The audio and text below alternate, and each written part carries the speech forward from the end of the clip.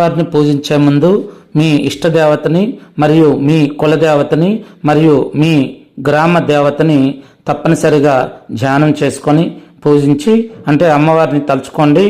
ఎందుకంటే ఈ అమ్మవారిని పూజ చేసే ముందు ఏ దేవి దేవతలకు పూజ చేసినా ముందు మనం మన కులదేవత, మన గ్రామాన్ని రక్షించేటువంటి మన గ్రామ దేవతలను, తర్వాత మన ఇష్ట దైవము స్వరూపమైనటువంటి దేవీ దేవతలను తలుచుకొని తర్వాత పూజ అనేది చేసుకుంటే మంచి ప్రతిఫలం అనేది వస్తుంది.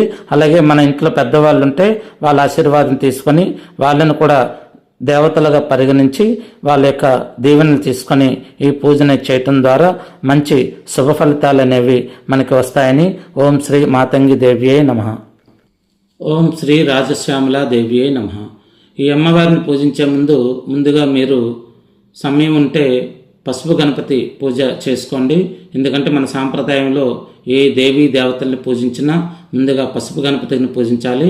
ఇంకా మీకు సమయం ఉంటే గౌరీదేవిని పూజించండి.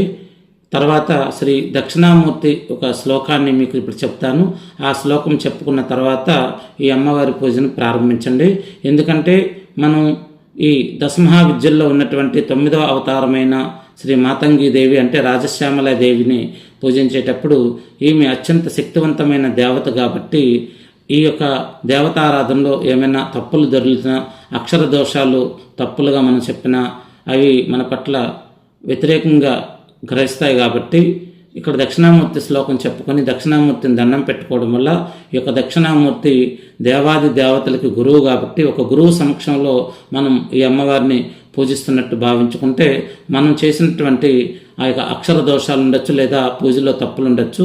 ఆ దక్షిణామూర్తి అవన్నీ కూడా సరిచేస్తూ ఈ యొక్క పూజ విధానాన్ని నడిపిస్తూ ఒకవేళ మనం తప్పు చేసినా కానీ ఆ దేవీ దేవతలకు మన ద్వారా అంటే మనం చెప్పే విధంగా దక్షిణామూర్తి అక్కడ ఆ దేవతలకు చెప్తారు. కాబట్టి ఓం గురవే సర్వలోకానాం విషజే భవరోగిణాం నిధయే సర్వవిచ్ఛానాం దక్షిణామూర్తయే నమః. ఓం శ్రీ దక్షిణామూర్తయే నమః.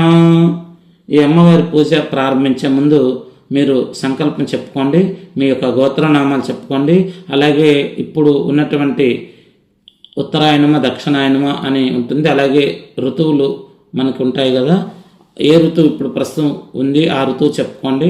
అలాగే ఇప్పుడు మాఘమాసం అంటారు కాబట్టి ఈ యొక్క మాసం పేరు చెప్పుకోండి. తర్వాత ఈ రోజు పేరు అంటే ఈ రోజు ఏ వారం అనే పేరు చెప్పుకోండి. తర్వాత మీ యొక్క